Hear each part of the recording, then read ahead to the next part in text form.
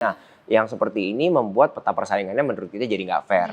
Sedangkan cara main di end-nya sama kita perlakuannya sama dari sistem pembayaran. Peraturan-peraturan yang sebetulnya kalau ini dilanggar, dan aku tahu banyak brand yang ngelanggar tuh sebenarnya mungkin akan lebih menjual. Iya. Karena ya dia orang Indonesia tuh kan pengennya putih lah, pengennya apalah gitu kan.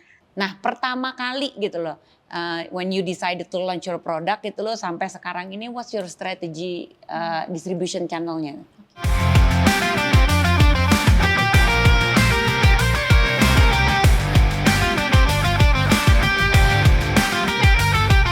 Halo, selamat datang lagi di Podfast dengan saya Alia Amitra. Nah, di Podfast ini seperti yang kalian tahu atau mungkin yang baru tahu tentang Podfast ini, kita akan membahas seluk-beluk tentang e-commerce dan commerce. Nah, kita akan ngobrol dengan para pelaku industri, mendapatkan insight dari mereka, dan juga ketemu para founder-founder brand-brand yang udah sangat terkenal di Indonesia ini. Nah, hari ini kita kedatangan tamu agung gitu loh. Ada dua ya, ini brand yang sangat terkenal, benar-benar salah satunya itu adalah pertama di Indonesia mungkin ya untuk beauty. Nah, hari ini kita kedatangan founder dari BLP Beauty dan juga founder dari Guel, Monica dan De. Halo. Nah, buat teman-teman yang mungkin nggak pernah dengar, which is itu living under the rock ya, kalau nggak pernah dengar Guel sama BLP ya. Ini mungkin kenalan dulu nih, Mon tuh apanya BLP sih gitu loh. Terus habis itu BLP tuh udah berapa lama, karena aku kenal BLP tuh udah ya lama banget lah gitu. Tapi mau sebut usia takutnya kelihatan tua. Dan Guel juga gitu kali, sejak kapan dan dia itu sebagai apa sih? Mau dimulai dari Mon dulu. Oke. Halo Al, halo semua, salam kenal, nama aku Monica Krista, aku adalah CEO dari BLP Beauty. BLP Beauty sendiri adalah singkatan dari By Lizzy Para. Kami sebuah brand beauty yang berdiri tahun 2016, jadi tahun ini kita 10 tahun. 10 tahun. Betul, Okay. jadi Lizzy Para sendiri itu adalah sosok seorang makeup artist dan juga beauty influencer. Mungkin pasti Bapak Ibu juga kenal ya. Lizzy Para itu tahun 2016 itu terinspirasi untuk membuat sebuah brand beauty lokal, karena pada saat Lizzy itu menjadi seorang makeup artist, seringkali kalau dia lagi dandanin orang, kliennya itu, dan dia lihat bahwa Lizzy pakai brand lokal, itu selalu dipandang sebelah mata gitu Al. Padahal sebelumnya kita tahu bahwa sebetulnya brand lokal tuh nggak kalah dari segi quality gitu kan. Dan di saat yang sama juga Lizzy itu kalau misalkan teman-teman tahu ya, lihat di sosial media, dia tuh tipe orangnya tuh chubby, apa adanya gitu kan. Dan dia ngerasa kayak kenapa ya kok di Indonesia itu mostly brand beauty pada saat itu punya standar kecantikan yang sama. Bahwa yang namanya cantik itu harus langsing, harus kulitnya mulus, jalan tengah kota yang sangat flawless gitu kan. Sedangkan dia ngerasa bahwa beauty itu has no standard gitu. Kita kepengen banget celebrate all kind of beauty. Dari situ akhirnya BLP berdiri dengan value bahwa kita pengen empower others, kita pengen embracing all kind of inclusivity, bahwa all kind of beauty itu must be celebrated gitu kan. Dan kita juga pengen menunjukkan bahwa produk Indonesia itu juga punya kualitas yang gak kalah dengan produk luar negeri gitu. Ini menarik banget nih, karena ini udah 1 dekade ya. Ini aku pengen tahu nih nanti perjalanannya. Ini pasti tidak seindah di Instagram gitu, atau tidak seindah di sosial media gitu loh. Oke, sekarang kita move to Day. Guel. Oke, thank you Al, gua Day. Halo semua. Jadi kalau Guel itu kita berdiri tahun 2019, 3 tahun setelah BLP. Backgroundnya agak-agak mirip karena partner sama co-founder yang satu lagi, Fanny Adelina, itu kan makeup artist dan makeup guru. Jadi tahun 2018 akhir itu kita sempat ngobrol. Fanny selama ini kan selain dia wedding makeup artist, dia juga punya akademi, akademi makeup. Dia encounter problem. Kebalikan dari Icil, kalau Fanny itu dia selama ini setiap kali muridnya mau belajar dan mau terjun pertama kali ke dunia per makeup artisan, saat itu yang sangat terkenal brand-brand internasional, yang which is harganya juga internasional, mahal. Jadi mereka makeup artist yang murid-murid Fanny ini nemu kesulitan mau beli barangnya mahal, mau pakai barang yang murah, klien tidak percaya, mau build portfolio susah.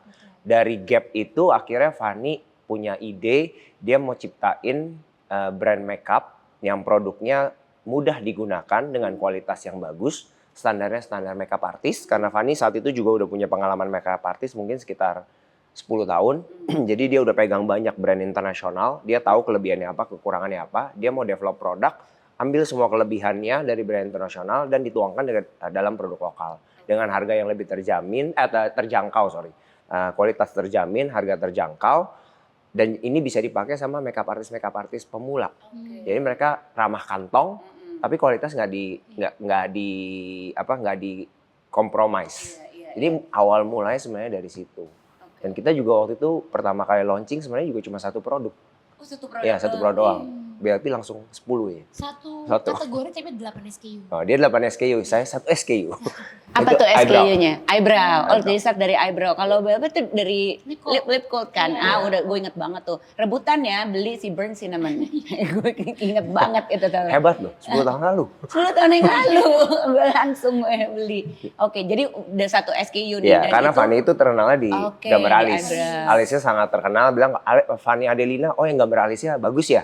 Jadi dia mulai dari situ dia bikin pensil alis. Oke, ini menarik ya partnernya. Jadi menjadi co-founder, partnernya itu makeup artist. Jadi dapat insight-nya, dapat kayak challenge yang mereka tahu tuh udah langsung dituangin ketika create the product dong ya.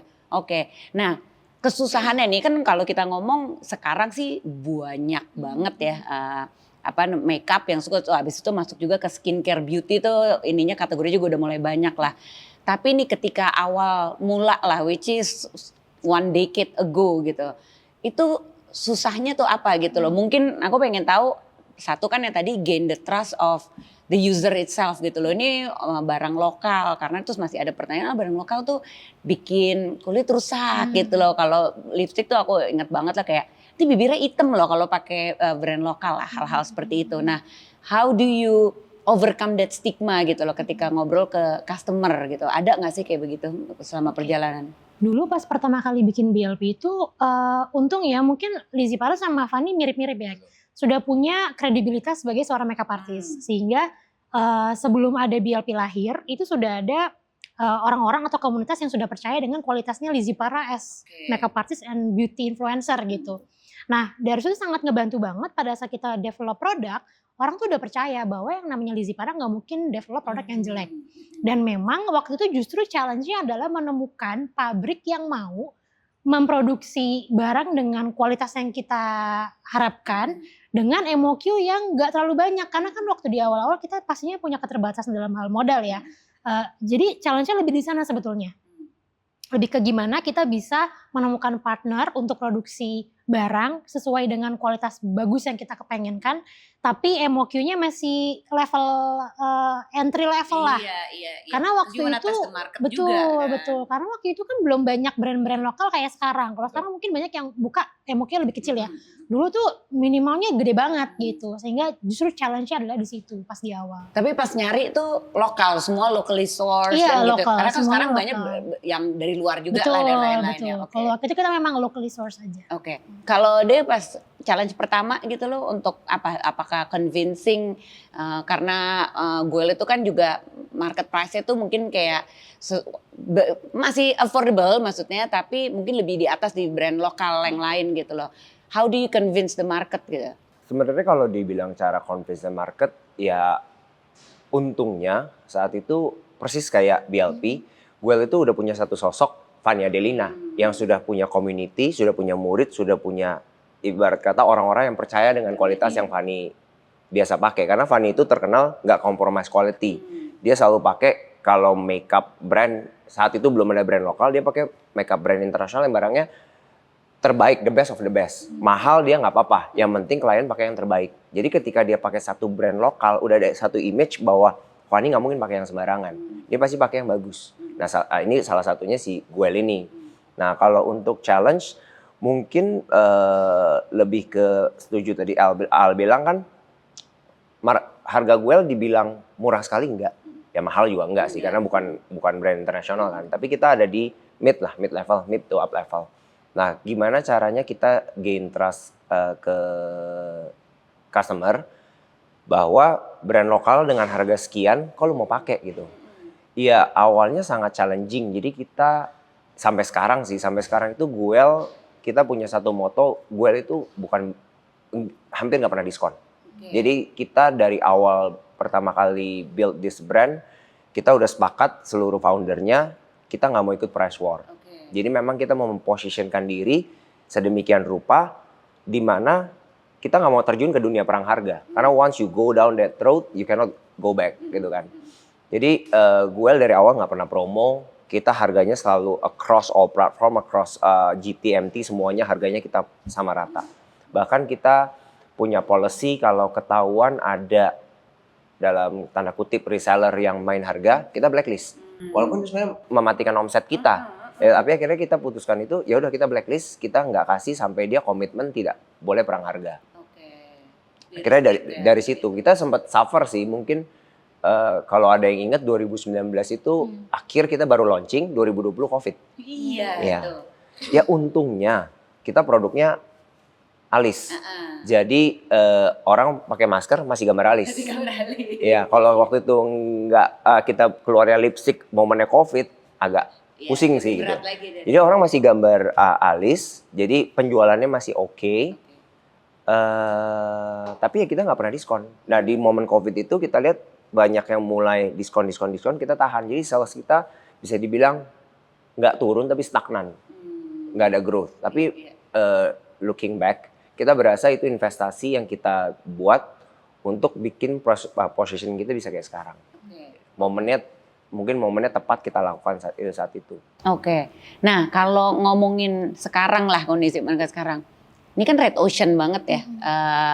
Persaingannya tuh nggak lokal aja, ketika mungkin lokal tuh mungkin bertumbuh ya the last 10 years itu mungkin sejak BLP apa segala banyak banget lah mulai. Even kalian ini saingan dong harusnya, hitungannya kompetitor kan gini. Nah itu gimana kan kalian juga kompetitor tapi sekarang ini persaingannya nggak cuma sama lokal tapi yang dari China juga or even dari Korea gitu loh. Dari Asia gitu loh yang masuk dengan harganya juga banting harga juga gitu loh, main di platformnya sama juga gitu. Itu persaingan gimana sih? Mungkin aku pengen address dulu persaingan antar lokal sama nanti persaingan yang antar internasional gitu loh. Itu gimana? How do you overcome that? Oke, kalau untuk persaingan antar lokal, kalau menurut aku kita bisa melihatnya sebenarnya dari dua sisi ya. Sisi yang pertama adalah ya memang jadinya ada kompetisi gitu kan. Market jadinya kebagi-bagi lah. Tapi di saat yang sama kalau buat BLP sendiri, kompetisi dengan semakin banyak brand lokal yang tumbuh itu sebetulnya membantu kita untuk membesarkan industrinya juga. Kalau kita compare 10 tahun yang lalu, trust terhadap brand lokal itu masih sangat rendah. Even pada saat mungkin BLP setahun udah jalan tuh ya marketnya memang growing tapi tidak sebesar pada saat mungkin tahun 2019-2020 ya yang begitu banyak banget brand-brand baru termasuk Guel juga. Di situ dengan kita itu bareng-bareng ada banyak brand yang tumbuh. Ibaratnya kalau tadinya kita kayak nyapu pakai sapu lidi gitu ya, satu lidi doang dengan kita satu gabrek gini kan pasti akan lebih besar gitu kan opportunity yang terbentuk juga. Sehingga akhirnya justru dengan semakin banyak pemain yang tumbuh dan bagus-bagus semua, akhirnya kepercayaan konsumen terhadap brand lokal pun juga jadi bertumbuh juga. Jadi aku ngerasa it's not always bad gitu ya competition, justru ada bagusnya juga. Tapi di sisi lain juga sebenarnya dengan adanya kompetisi brand-brand luar yang masuk dan segala macam, pastinya di sini konsumen pun juga sudah masuk ke tahap yang namanya product fatigue gitu. Karena setiap brand tuh launching terus-terusan, setiap bulan pasti ada yang baru gitu kan.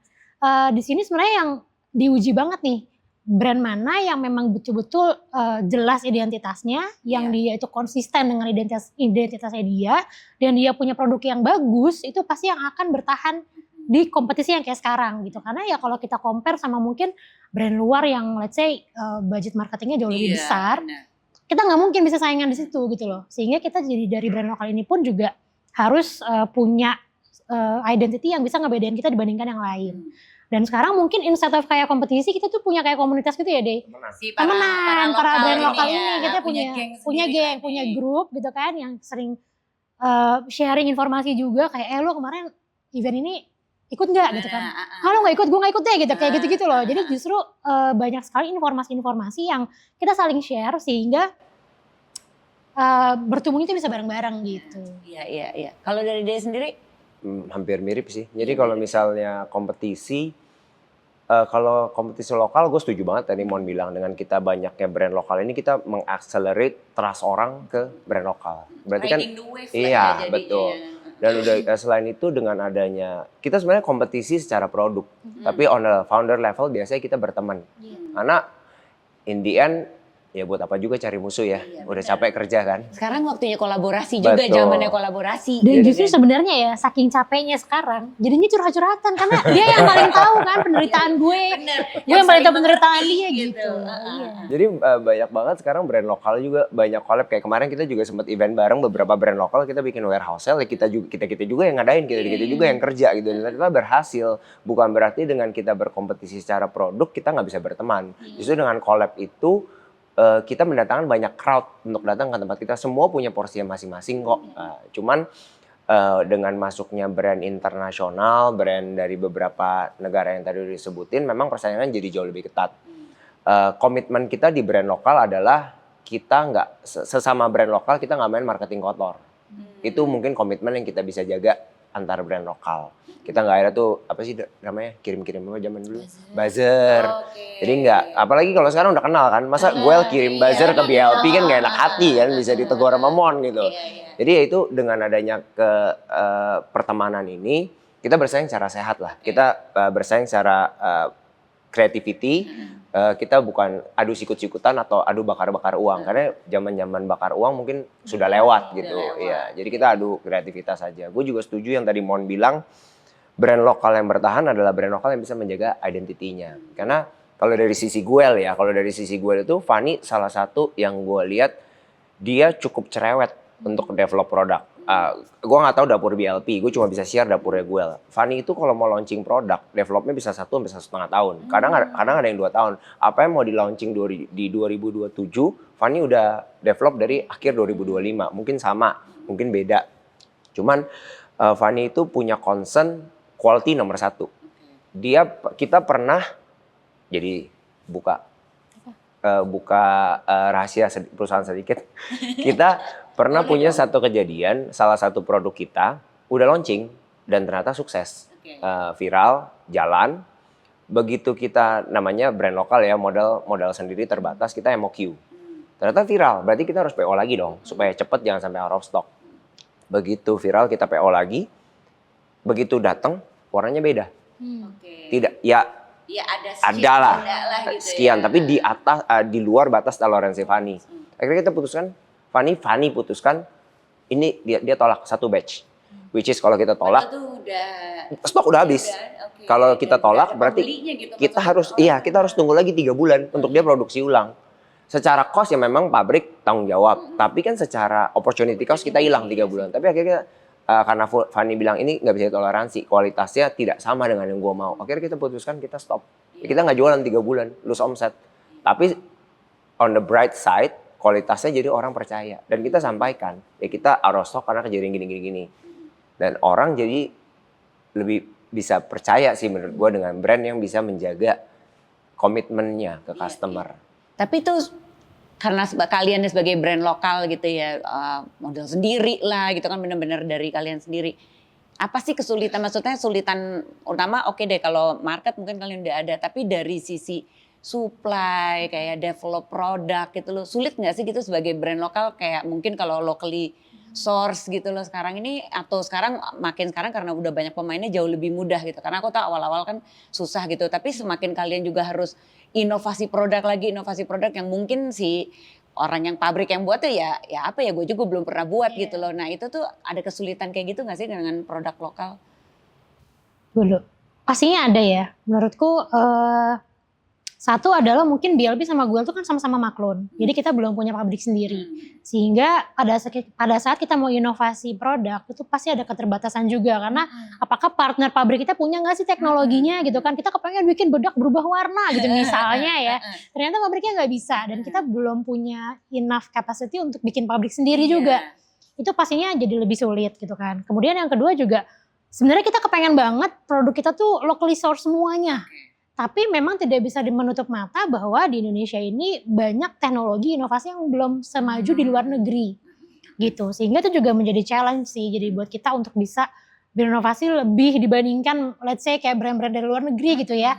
pastinya ada. Jadi harapannya sebetulnya dengan industri beauty-nya berkembang ini bukan hanya brand yang makin banyak, tapi dari hulunya tuh juga sebenarnya semakin berkembang secara teknologi juga harapanku. Jadi ada mau ditambahin? Kalau dari gua sebenarnya dengan semakin maraknya brand lokal di sekarang dibanding 10 tahun lalu ya, dibanding kalau gue tahun ini berapa tahun ya? 7 tahun berarti. Dibanding 7 tahun lalu, itu kelebihannya banyak pabrik-pabrik yang tadinya mereka base-nya di luar negeri, sekarang akhirnya mereka buka di Indonesia. Oh, bukan di Indonesia. Iya. Oh gitu. Which sebenarnya dari sisi kacamata kita juga senang. Berarti kan mereka juga mempekerjakan SDM Indonesia, walaupun mungkin sebagian ingredient, sebagian prosesnya tetap harus dilakukan di luar negeri karena balik lagi yang mau bilang keterbatasan teknologi. Kita nggak bisa memaksakan teknologi yang tidak ada, kita paksa di sini nanti hasilnya kompromis, malah bahaya atau tidak bagus buat pengguna kan juga nggak bagus. Jadi dengan banyaknya pabrik buka di sini, SDM lokal makin dipekerjakan, itu juga bikin kita senang sih. Nah kalau dari sisi challenge, gue setuju sama Mon masalah teknologi. Sebenarnya concern gue lebih ke arah brand lokal dan pabrik yang sudah mulai melokal ini, it's okay. Yang menjadi problem adalah brand-brand luar yang sebenarnya pabriknya masih di luar, tapi ketika dibawa ke Indonesia dikacamatakan sebagai brand lokal. Sedangkan mereka punya backup dari pabrik yang base-nya di luar, kantornya juga di luar. Di sini cuma buka kantor untuk mungkin marketing atau fulfillment. Nah, yang seperti ini membuat peta persaingannya menurut kita jadi nggak fair. Sedangkan cara main di end-nya sama kita perlakuannya sama dari sistem pembayaran, mungkin sistem atau mungkin nggak sama ya. Atau mungkin nggak sama. Iya. Jadi kan kita e-commerce, semua e-commerce sama. Potongan fee dalam tanda kutip kita taunya sama. Ya, kita anggap aja sama gitu. Cuma kalau di atasnya tidak diperlakukan dengan sama, ya agak berarti kita. Karena kan jujur kita kalau bawa masuk barang ada biaya masuk segala macam kan, kita juga semua transparan kita lakukan dengan benar kan. Cuman dengan adanya brand-brand luar dengan pabrik di luar, pemiliknya juga di luar, tapi begitu masuk Indonesia dilokalisasi rasanya. Dan itu banyak loh, ada beberapa orang nggak tahu itu betul. Brand luar gitu, taunya nih brand Indonesia. Kita approach GT atau MT besar aja di daerah, kita sebut brand itu, oh ya itu merek lokal kan, hah? Kita sampai bingung kok lokal ya. Lokal dari mana? Iya, paling itu sih concern utama kalau masalah perpabrikan ini. Oke. Nah, ngomongin lagi nih ya, kayak makin marak, lokal makin banyak, kan juga banyak nih yang pemain lokal yang nggak fair sama ingredient produknya sendiri gitu loh. Jadi nge-marketinginnya apa, mungkin banyak di skincare juga lah, overclaim gitu. Itu yang merusak juga gitu loh industri lokal yang kayaknya yang kalian udah bener-bener be very idealistic gitu loh untuk produk yang mau dikeluarkan, terus dirusak sama orang yang overclaim. Terus kayaknya udah mulai makin banyak juga apa sih ya content creator yang membuka lah gitu loh cerita-cerita tentang oh ini ternyata merusak kulit lah, apalah dan lain-lain gitu loh. Itu kena impact juga gak sih kalian sebagai local brand? Atau enggak gitu karena... Kalau di kita sih, kalau di Guel enggak terlalu sih. Karena ya asal kita sebagai brand kita komitmen menjaga quality, kita tidak lakukan overclaim. Sebenarnya bisa dibilang customer makin kesini juga makin pinter ya. Mereka juga bisa lakukan research, buktinya banyak banget content creator yang bisa membuka semua itu. Yang penting kita sebagai brand komitmen aja main apa yang kita klaim. Jadi kalau kita memang tidak bisa klaim, kita jangan klaim. Paling itu aja sih. Kalau impact buruk ke kita, kalau di gue sih nggak ada. Ya, karena kita tidak melakukan hal itu. Mungkin lebih ke arah yang melakukan itu mungkin akan lebih was-was gitu. Dan sebenarnya industri beauty Indonesia tuh dijagainnya ketat banget loh. Maksudnya dari BPOM itu kadang ya, kita tuh kan ngerasa overclaim tuh misalnya SPF-nya 50 ternyata cuma 15 gitu kan. Tapi sebenarnya kalau kita benar-benar melihat peraturan BPOM, kalau aku nggak salah nih ya, misalkan kayak sesimpel skincare, kita tuh nggak boleh ngomong meredakan jerawat, itu nggak boleh. Jadi kayak memutihkan tuh juga nggak boleh gitu. Sehingga banyak banget peraturan-peraturan yang sebetulnya kalau ini dilanggar, dan aku tahu banyak brand yang ngelanggar tuh sebenarnya mungkin akan lebih menjual. Karena ya dia orang Indonesia tuh kan pengennya putih lah, pengennya apalah gitu kan. Tapi ya itu salah satu yang untuk kita jaga adalah gimana kita tetap bisa sesuai dengan kaidah dan peraturan yang berlaku Walaupun mungkin jadinya nggak semenarik brand yang ini, tapi kita tahu nih harusnya secara BPOM nih nggak boleh kita dia jualan kayak gini. Tapi terus apa sih bisa dilaporin gitu kalau ketahuan ya bisa di take down sama BPOM, Oke. biasanya mereka suruh take down. Tapi seketat itu gitu. nggak gitu loh untuk tahu? Seketat itu. Oke. Seketat itu. Oke. Gitu. Cuman kita selama ini nggak pernah mau ngambil risiko. Termasuk dengan kita ini sekarang semakin banyak brand maklun, itu sebetulnya resiko overclaim itu kadang yang bandel bukan brandnya, tapi pabriknya. Jadi dia taunya pas lagi sampling tuh memang kandungannya sekian gitu kan. Ternyata pas lagi mass production mungkin dari pabriknya pengen menekan cost atau gimana. Ya pas dicek ternyata ya nggak sesuai dengan approval yang di awal gitu kan. That's why dari segi brand pun sebetulnya selain memang berkomitmen terhadap kualitas, kita pun juga harus melakukan beberapa tindakan preventif supaya kita as a brand itu tetap bisa jagain, make sure bahwa kualitasnya yang dihasilkan sama pabrik partner kita sesuai dengan apa yang sudah kita approve di awal gitu sih. Itu QC-nya, iya tapi QC-nya benar-benar harus ketat juga lah ya gitu loh. Karena banyak pabrik bandel juga dong, pasti ngelihat opportunity-nya banyak juga yang coba-coba lah ya. Oke. Nah ini kita ngomongin tentang strategi channel jualan nih kita. Karena sekarang ini kan udah nggak, ya mungkin dulu pas lo pertama kali keluar Online channel lah. jualan online ya, website ya lo ya? Website itu lo pertama jualan toko ijo gitu. Nah ini kan channel udah banyak ya, kayak mulai platform banyak banget pilihannya, walaupun tercekik gitu ya. Terus habis itu website juga mungkin menjadi salah satu options juga. Belum lagi offline distribution gitu loh. Dimana kalau beauty banyak orang yang ya pengen nyoba dulu lah gitu loh. Terus belum lagi Indonesia gede banget, negara kepulauan yang lo pengen pasti distribusi kemana-mana gitu. Nah pertama kali gitu loh, when you decided to launch your product itu lo sampai sekarang ini, what's your strategy distribution channelnya? Kalau BLP pertama kali kita launch tuh hanya di website. Karena pada tahun 2016 itu marketplace belum kayak sekarang ya. Belum ada gitu. Dan untuk masuk offline pasti kosnya gede. Kita nggak mungkin juga langsung masuk. Akhirnya memang kita hanya di website aja. Setelah itu baru kemudian tahun 2018 itu kita mulai masuk ke marketplace. Waktu itu toko ijo ya kayaknya. Toko ijo dulu. Kemudian baru kita buka toko. Jadi flagship store. Itu setelah berapa tahun tuh? 2 tahun. Oh, 2 tahun. Sebenarnya waktu itu ada sebuah perdebatan antara gue sama Icil. Karena di saat yang sama kita dapat offering untuk masuk ke drugstore terbesar di Indonesia lah. Dan satu lagi tuh offeringnya untuk kita buka toko, flagship store. Waktu itu gue pikirnya ya karena gue pengen gedein distribusi, ya udah kita langsung masuk aja ke drugstore gitu. Karena ya dengan kita masuk ke sana, costnya pasti capitalnya lebih rendah lah. Sedangkan Icil karena memang dia tuh pegang di marketing and branding, gue maunya buka toko dulu gitu. Sendiri nih kuat nih di offline brandingannya dia gitu ya. Akhirnya memang waktu itu kita putuskan untuk buka toko offline dulu. Kenapa? Karena pada saat itu kita kepengen memperkuat branding BLP as a local brand yang gak murahan. Dan brand-brand yang punya flagship store itu kan mostly brand yang mahal-mahal ya. Dan waktu itu memang kita pertama kali buka tuh di Lotte Shopping Avenue, sebelah kita La Prairie, sebelah kini. Pokoknya bener-bener semuanya kayak high-end product gitu. Dan menurutku itu salah satu keputusan yang sangat tepat. Dan untungnya waktu itu gue juga mendengarkan gitu ya.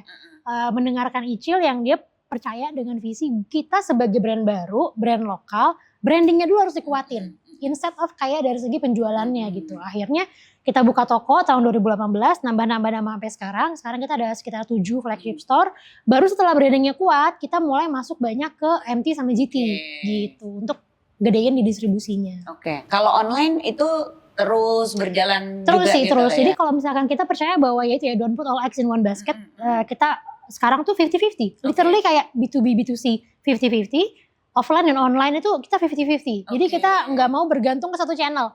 Kita kepengen semuanya saling melengkapi. Karena kalau kita ngomongin online, pasti dari segi awareness, dari segi exposure tuh akan sangat besar. Tapi kalau kita ngomongin experience, tetap yang namanya experience offline tuh nggak ada yang ngalahin sih. Orang pengen cobain, orang pengen make sure shade-nya tepat buat mereka. Jadi pengennya kita balance.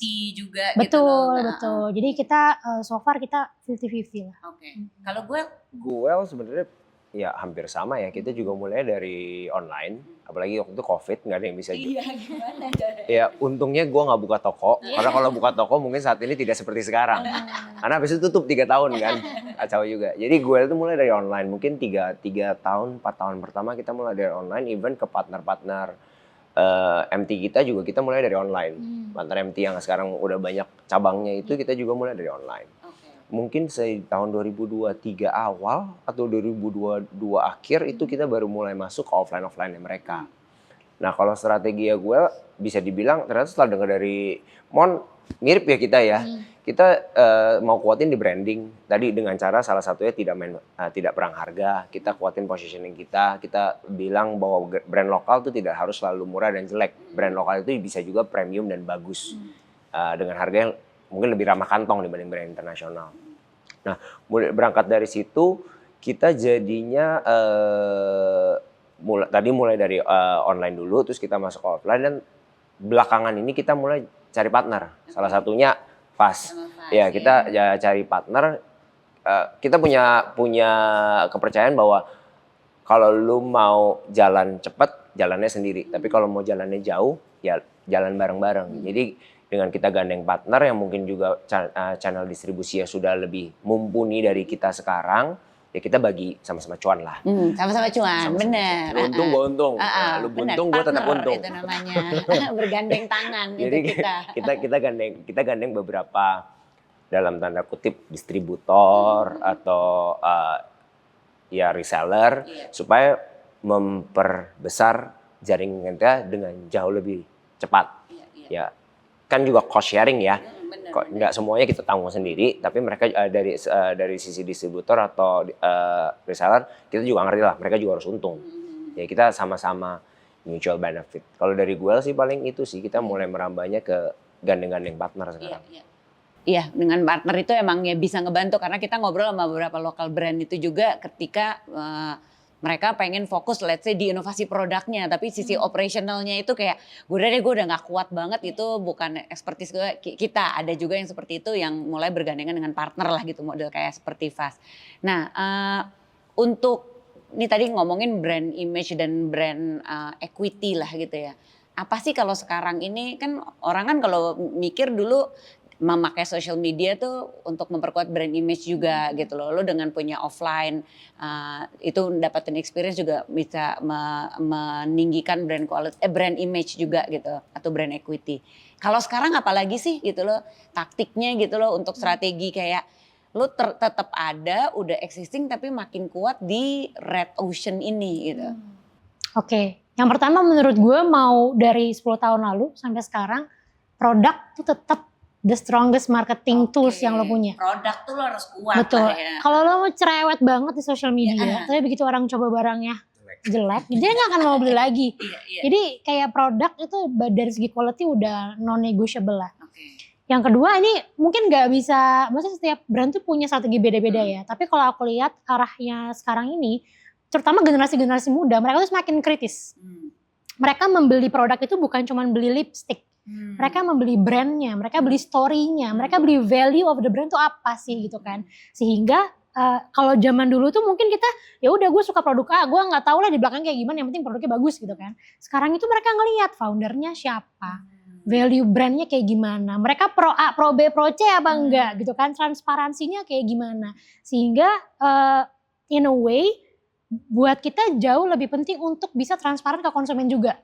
That's why kalau misalkan di gue tadi dia sempat ngomong tentang Instagramnya BLP Team gitu ya, bahwa Instagram BLP Team itu sebenarnya salah satunya ada buat employer branding gitu, bahwa kita kepengen orang-orang konsumen tuh ngelihat ini loh people behind produk yang lu pakai gitu loh, ini loh culture di kita tuh kayak gini, foundernya tuh kayak gini, dan aku rasa itu pun juga sekarang bahkan digunakan strategi sama brand-brand yang besar juga. Kayak misalnya kayak kita ngomongin Paragon deh.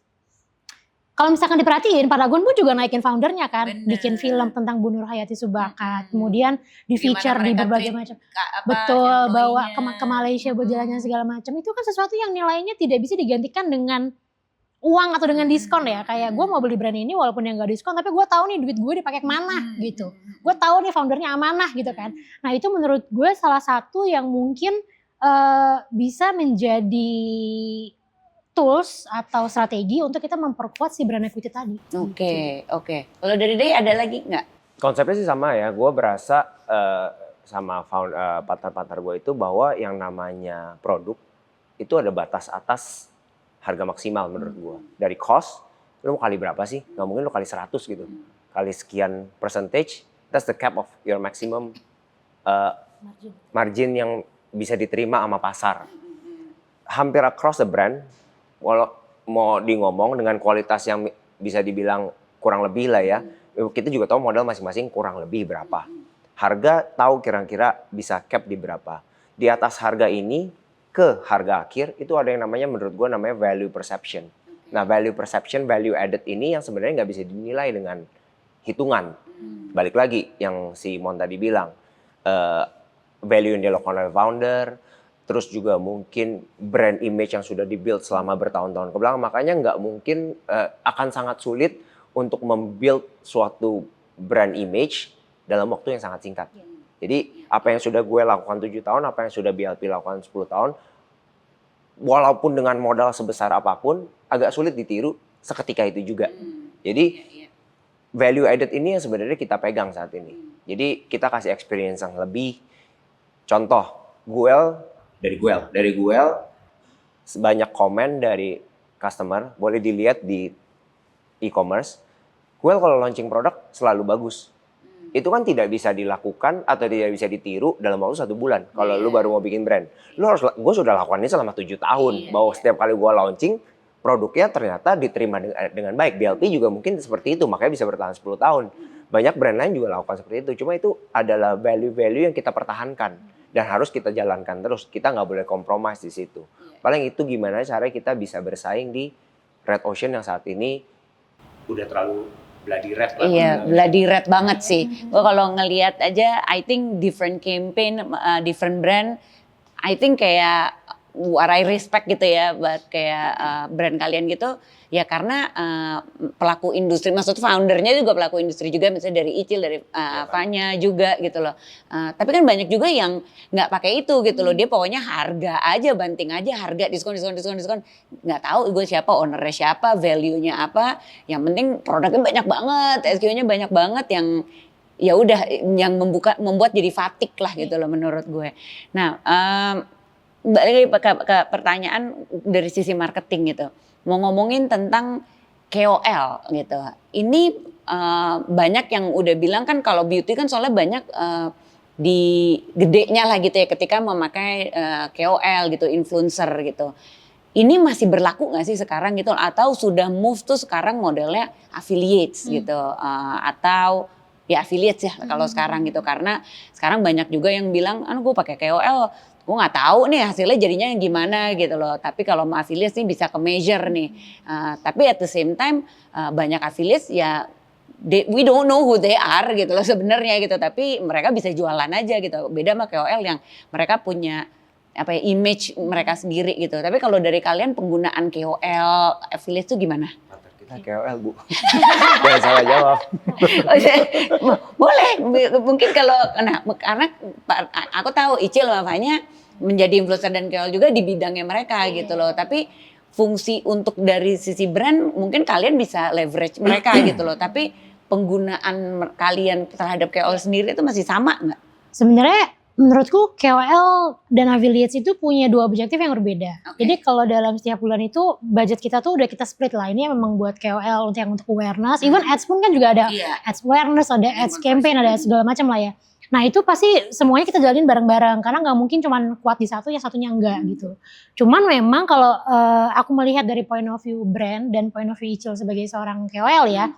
Sekarang tuh memang agak shift ya, maksudnya dalam arti brand tuh jadinya lebih perhitungan gitu dalam arti yang tadinya mungkin yang dilihat, yang dicari tuh GMV, sekarang tuh yang dicarinya juga pasti profit gitu. Dalam arti kita ngomongin venture capital pun yang dulu pasti kan valuasi itu dihitungnya dari GMV atau valuasi dihitungnya dari revenue, sekarang udah mulai switch gitu. Mereka pengen cari brand yang sustain, yang memang profit gitu. Bottom line sekarang. Betul, bottom line yang dilihat. Sehingga akhirnya brand pun jadi lebih kritis dalam misalnya memilih strategi marketingnya. Apakah KOL yang harganya 1 story 80 juta ini sebenarnya works gak sih di kita gitu kan. Apalagi dengan algoritma yang sekarang kayak enggak pasti yang followersnya gede itu engagementnya gede juga. Atau enggak melulu yang followersnya kecil tuh ternyata engagementnya kecil gitu kan. Sehingga akhirnya memang kita jadi lebih kritis. Apakah memang ini adalah keputusan yang bijak untuk kita bayar let's say ya 80 juta di 1 story yang hanya 24 jam, compare tuh 80 juta ini gue spend buat ads yang gue bisa ngitung gitu. Misalnya kayak GMV Max kita bisa ngitung conversionnya berapa,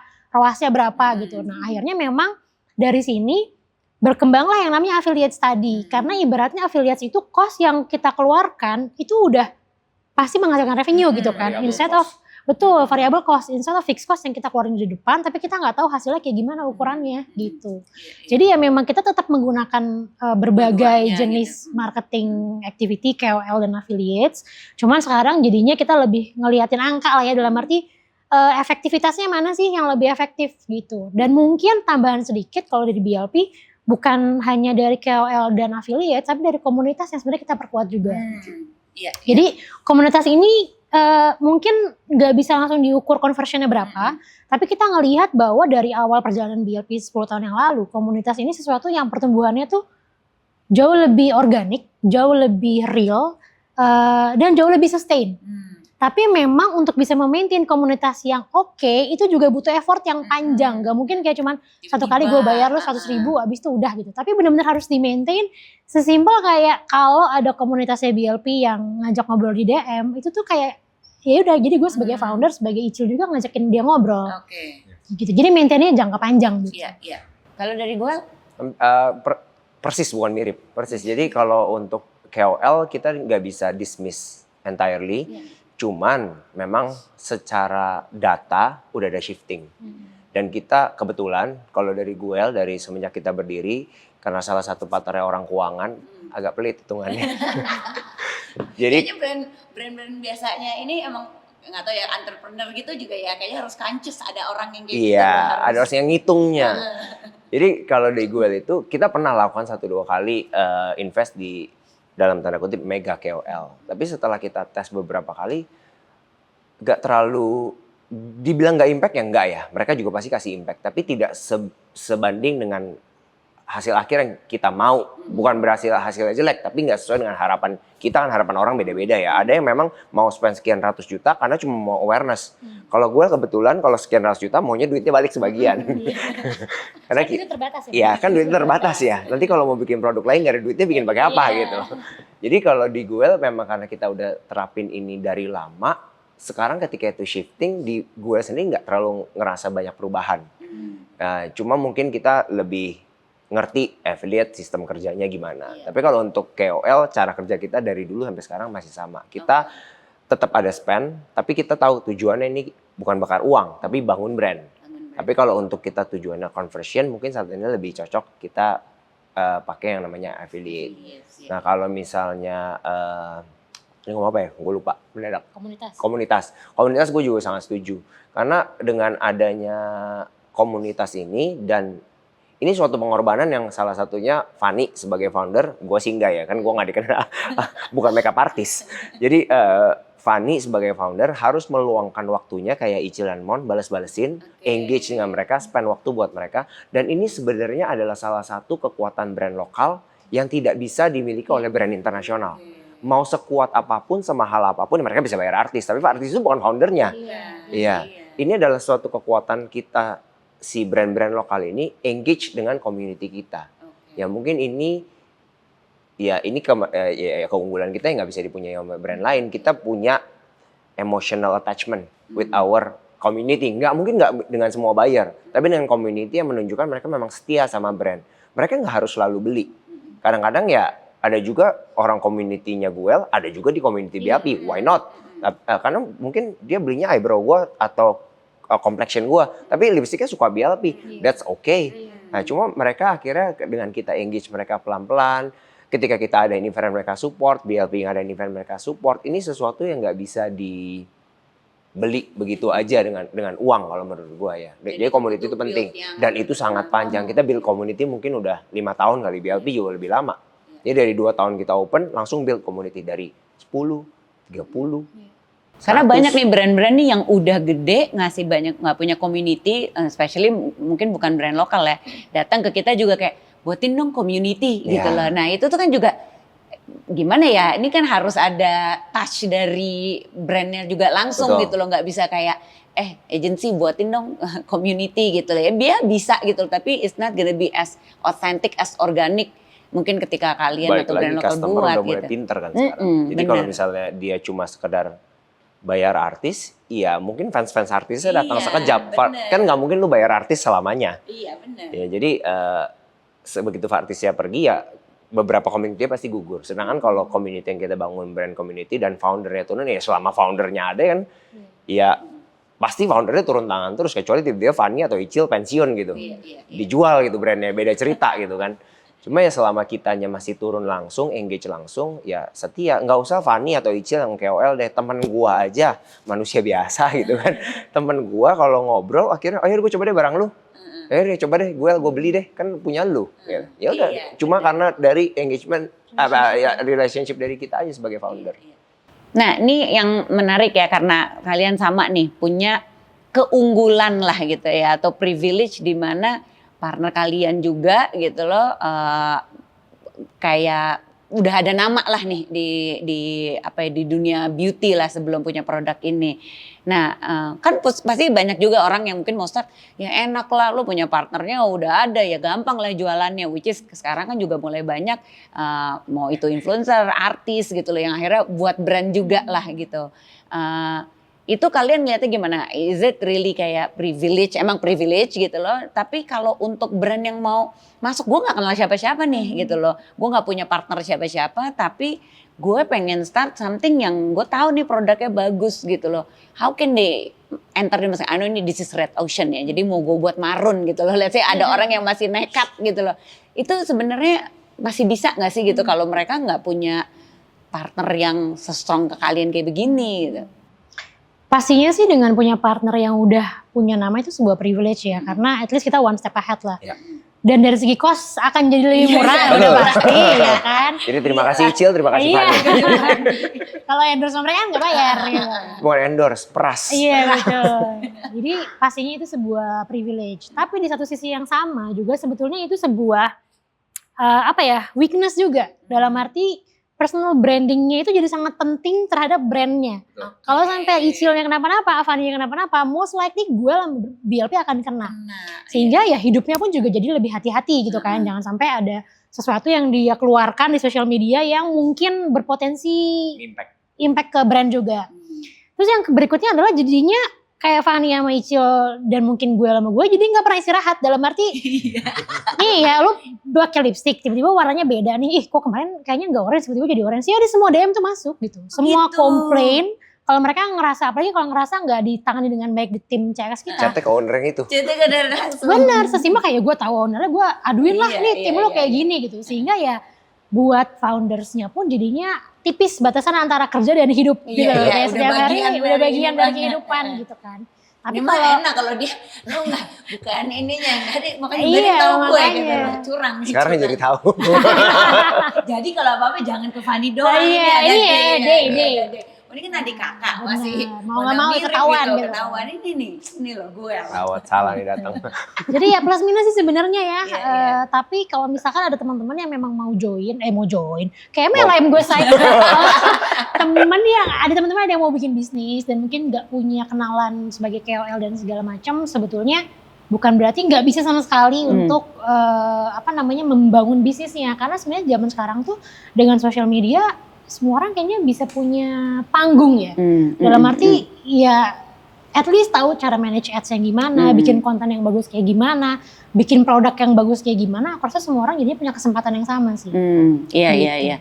Ya benar, apalagi ya itu ya tadi sebagai founder itu bebannya lebih berat ya, apalagi cancel culture ya di hari gini anak-anak Gen Z sekarang ini gitu loh. Itu bener-bener salah ngomong sedikit, salah bela sesuatu sedikit, nah itu ngeri sih gitu. Iya. Oke, ini mungkin beberapa pertanyaan terakhir ya. Personal lesson terbesar sebagai founder, aduh. Ini jalanin 10 tahun, ini udah 7 tahun gitu loh. Menyesal gak? Itu dulu nih gue mau nanya, menyesal gak sih masuk menjadi founder, not only jadi entrepreneur tapi di industri ini nih gitu. Enggak lah, happy banget. Jadi temenan. Iya, jadi temenan. Aduh ini berharga sekali, oh lovely. Tapi enggak menyesal dengan susah payahnya segala gitu. Soalnya gue sebagai founder aja ada kayak, Oke, ada lah pasti ya. Capek mah ada. Yang lucu ya, jadi kita, gue tuh juga kita punya circle founders kan. Ada satu orang foundernya Roseolde, itu juga kayak hampir setiap hari WhatsAppan sama gue. Simpel kayak, gue capek banget nih jadi ibu rumah tangga aja yuk gitu tuh sering banget. Karena kita capek banget. Gue gak bisa gitu ya. loh. Jadi bapak rumah tangga. Iya gitu kan. Udahan yuk gitu kayak capek karena pasti ada fase sangat melelahkan. Burnout lah mungkin bahasa. Burnout, persaingannya juga luar biasa. Kayaknya gue udah kerja keras kok, sebenarnya gak sesuai dengan harapan. Dan ini kan gak ada end game-nya. Ya apa titik terangnya gitu. Maksudnya ya terus aja harus menjalani dengan challenge yang berbeda-beda setiap tahun, setiap quarter, I don't know gitu loh. Dan kalau nyambung sama tadi pertanyaan lo, ada gak sih personal lesson gitu ya? Bahwa kalau gue pribadi ngejalanin BLP sama 10 tahun ini, gue sama Icil tuh gak punya pengalaman bisnis sama sekali. Kita pun datang dari keluarga middle class lah ya. Yang membangun bisnis itu dengan modal uang pensiun bokap gue. Jadi gak punya banyak duit lah. Gue ngerasa kayak kita bisa sampai di titik ini, sampai sekarang, itu kalau gak ada campur tangan Tuhan, itu gak akan terjadi. Sehingga gue ngeliatnya gini, pada saat kita menjalankan bisnis, pada saat kita membangun BLP, atau pada saat kita menghadapi sebuah masalah, objektifnya itu bukan cuman cuan, bukan cuman cari duit buat diri sendiri, tapi kayak gue yakin bahwa kita itu jadi sebuah alat dari Tuhan untuk bisa menyalurkan berkat ke lebih banyak orang. Sehingga gue gak bisa stop di sini, walaupun gue capek, ini titipan Tuhan yang gue harus jagain gitu. This is not for yourself aja. Betul. Gitu, Dan aku ngerasa dengan menjadikan itu sebagai sebuah motivasi, itu jadi bensin yang gak habis-habis. Dan pada saat kita ngomongin tentang bisnis ya, founders itu ya harus resilient gitu loh. Maksudnya kayak setiap hari tuh pasti ada masalah deh. Setiap minggu tuh kayak ada aja gitu. Tadi malam gue masih bermasalah ngisi Cortex, tiba-tiba permisi mbak boleh hadir dengan masalah lain gitu. Ada aja gitu kan. Ya gue udah kayak setengah 10 nih gitu kan. Cuman ya kalau kita motivasinya itu cuman uang atau misalnya motivasinya cuman fame, aku rasa nggak akan jadi sebuah bisnis yang sustain. Karena pasti yang namanya bisnis tuh naik dan turun lah.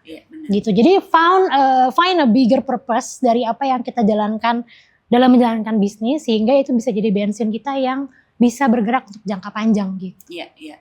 Very nice. Cocok banget gitu, dia sangat inspiring deh, lo better be inspiring deh. Last word ini. Gue rada kaget sih sama yang Mon bilang, karena jujur ini kita nggak ngobrol ya tadi ya, nggak janjian loh. Cuma maksudnya apapun agamanya, gue tetap percaya bahwa setiap pekerjaan yang kita lakukan itu benar kata, gue setuju banget kata-katanya persis titipan Tuhan. Ya, jadi apapun agama yang lo percaya, titipan Tuhan itu berarti kita mau jadi alat. Gue sampai nggak bisa cari kata-kata lain karena itulah kata-katanya. Dan gue pernah diajarin satu sama mentor gue. Kalau bilang lesson terbesar sebagai founder. Mentor gue pernah bilang gini ke gue, kalimatnya gue ulang persis aja. Dey, kalau kamu pikirin anak-anak atau karyawan kamu, bisnis kamu Tuhan yang pikirin. Nah itu yang gue bawa dari gue pertama kali bikin bisnis ini sampai sekarang. Jadi ketika kita tujuan melakukan bisnis ini cuma bukan untuk keuntungan diri sendiri, kita juga pikirin anak-anak kerja kita juga harus sejahtera. Gajinya sebisa mungkin kita bikin layak. Mereka hidup harus jadi lebih baik. Kalau one day mereka keluar bikin bisnis pun kita harus happy. Berarti mereka naik ke stage of life berikutnya. Dengan kita lakukan itu, ya puji Tuhannya di Guel karyawannya, kita berdiri 7 tahun, gue punya karyawan 6,5 tahun. Gue punya karyawan 6 tahun, gue punya karyawan 5,5 tahun. Dan hampir gak ada, apa sih itu namanya? Turnover yang tinggi. Ya ada, mungkin mereka harus pindah kota lah, ada. Tapi so far sih setia-setia. Nah, lesson kedua itu selain kita ke karyawan, juga impact ke dunia luar. Makanya kalau lu sempat lihat di ulang tahun Guel ke-6 tahun lalu, kita udah bangun sekolah di Morotai, Maluku Utara ya. Jadi itu ada satu sekolah udah bobrok, bocor, segala macam. Mimpi kita founder kebetulan sama, kita pengen dari dulu tadinya pengen giving back-nya dalam bentuk bangun sekolah. Nah ternyata kok sama ya, dan kita karena ya tahun lalu performanya lumayan bagus, kita sisihkan sebagian dana, ya kita giving back.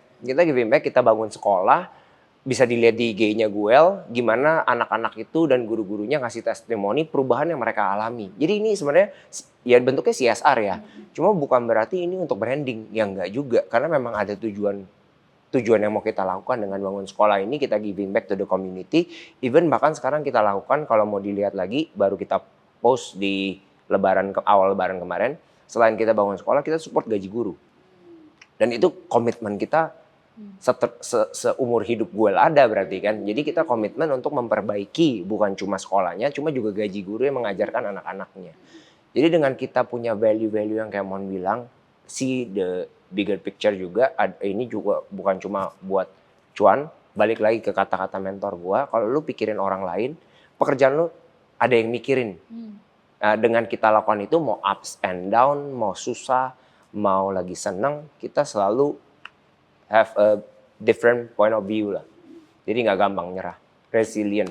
Ini bener-bener true founder sih ini kayak begini, karena ya gue ngelihat nggak cuma cari cuan, karena banyak orang pengen bisnis tuh pengen cepet kaya. Mau juga cuan. Iya, cuan gue tahu itu utama gitu. Cuma maksudnya kan ya itu ada bigger picture, karena mungkin gue pernah menjadi entrepreneur juga gitu, ketemu terus gue punya ada community untuk founder juga itu entrepreneur.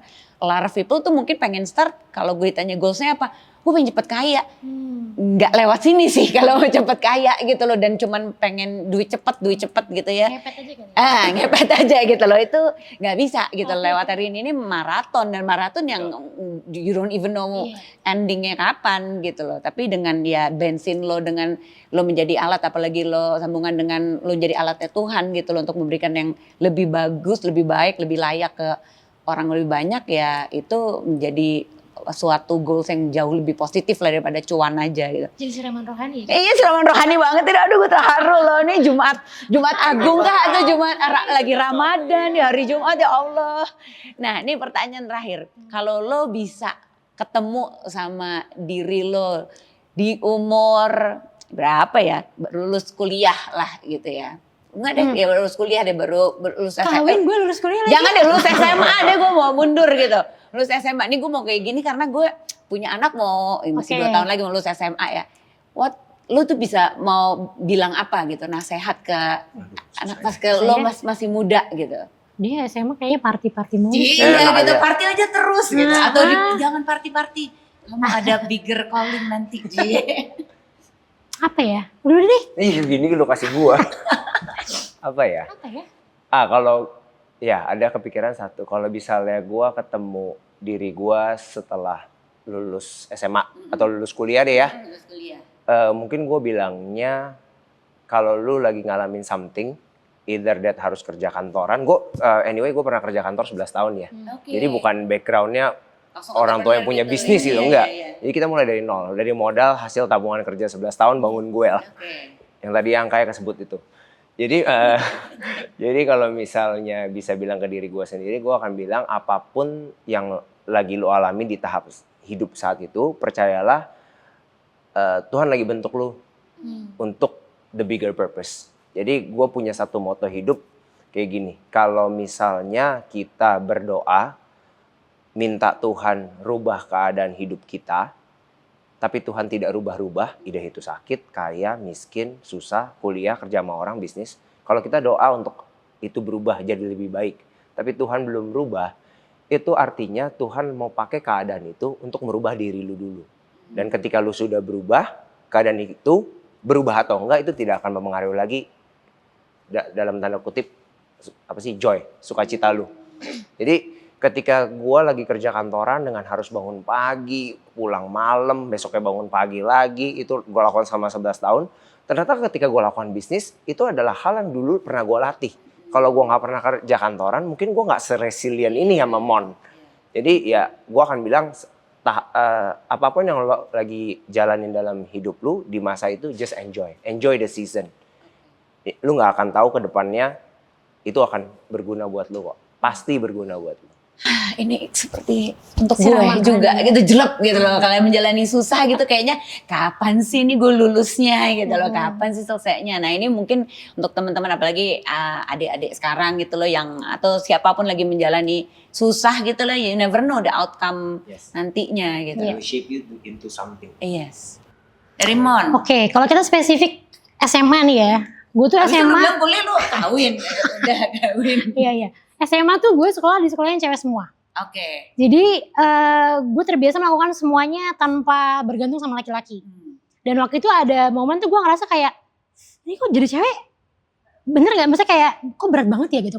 Kayak kok gak ada yang bantuin ya. Kok even dari planning bikin proposal, dari belajar sampai manjat-manjat sampai jadi security tuh cewek-cewek gitu kan. Dan kadang gue ngerasa kayak emang jadi cewek tuh harus sekuat ini gitu.